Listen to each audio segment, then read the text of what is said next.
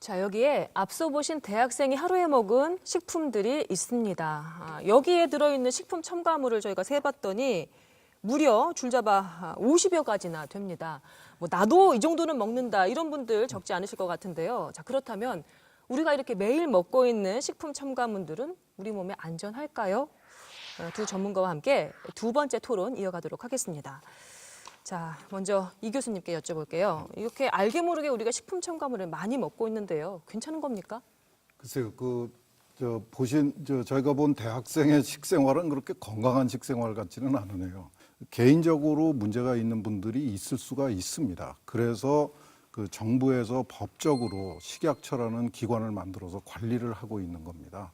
그러니까 그런 제도가 마련되어 있으니까 소비자 입장에서는 안심하고 드시는 게 저는 합리적인 그 선택이라고 생각합니다. 안 원장님께서는 어떠십니까? 식품 첨가물은 식품이 아닙니다. 거의 대부분 화학물질인데요. 생산 편의주의 사고가 만들어낸 인공물질입니다. 그래서 해로운 것들이 무척 많죠. 네. 되도록 먹지 말아야 된다고 생각을 합니다. 그렇게 말씀을 하시면 식품 자체가 화학물질이죠. 잠깐만요, 이 교수님. 아까 그 식품 첨가물은 안전하게 관리가 되고 있고 규제가 되고 있다 말씀하셨는데요. 그 하나하나마다 그럼 안전성 검사를 거치고 있는 겁니까? 우리 식약청에서 직접 하는 것이 아니고요. 네. 이 식품안전 그 규제기관들은 전 세계적으로 네트워크가 형성돼 있습니다. 정보를 공유하고 있습니다. 이게 전 세계적인 전문가들이 공동 노력의 작품이라고 생각을 하시면은 그 결론을 내는 데 있어서 소비자들의 어떤 의견이 반영이 됩니까? 전혀 반영이 안 됩니다. 식품업계, 식품회사들의 의견이 주로 거의 대부분 반영이 됩니다. 과학적으로 검증된 학술 자료로 쓰는 거지 소비자한테 가서 이 식품 첨가물을 좋아하십니까 싫어하십니까를 물어보고 그 결정을 하는 건 아닙니다. 이 교수님 말씀을 알겠습니다. 그러니까 식품 첨가물 개개마다 검사를 거치고 있고 규제되고 있기 때문에 안전하다는 말씀이신데요. 사실 우리가 실생활에서는 식품 첨가물 하나만 먹는 게 아니지 않습니까? 알게 모르게 이것저것 섞어서 많은 양을 먹게 된다는 거죠. 이런 경우에 더 위험성이 있지 않을까 싶은 게 바로 그렇습니다. 소비자들의 마음인데 어떻습니까? 안 원장님? 그게 바로 식품 첨가물 관리 규정의 가장 큰 맹점입니다.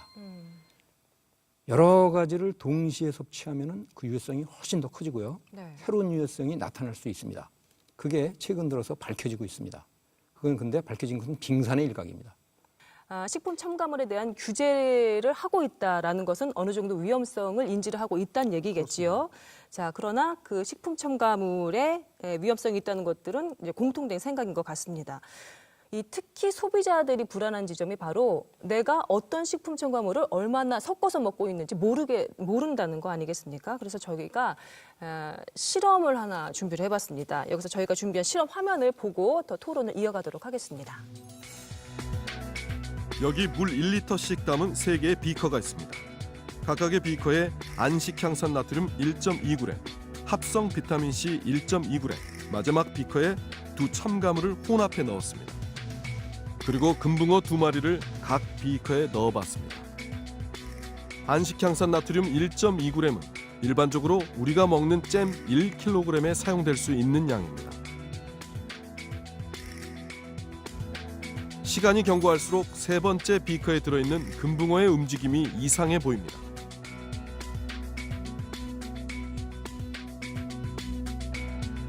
급기야 10분이 넘어가자 2개의 첨가물이 섞인 비커의 금붕어들이 죽고 말았습니다.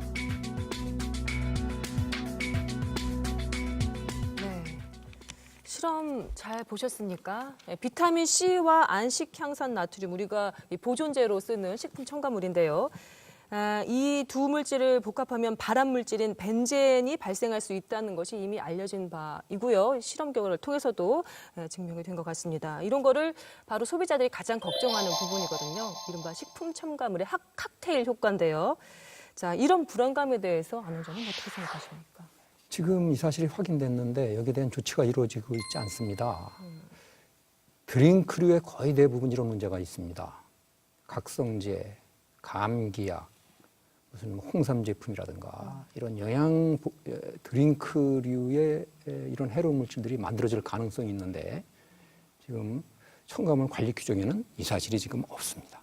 거의 거의 무방비 상태라는 말씀이신데요. 이 교수님 생각은 어떠신지요? 예, 이 예가 좀 안타까운 예죠. 전혀 관계가 없는 물질인 걸로 생각을 했었는데 네. 이런 이제 사실이 밝혀지면서 규제가 시작되고 있습니다. 규제가 안 되고 있다는 그 발언에는 제가 동의를 할 수가 없고요.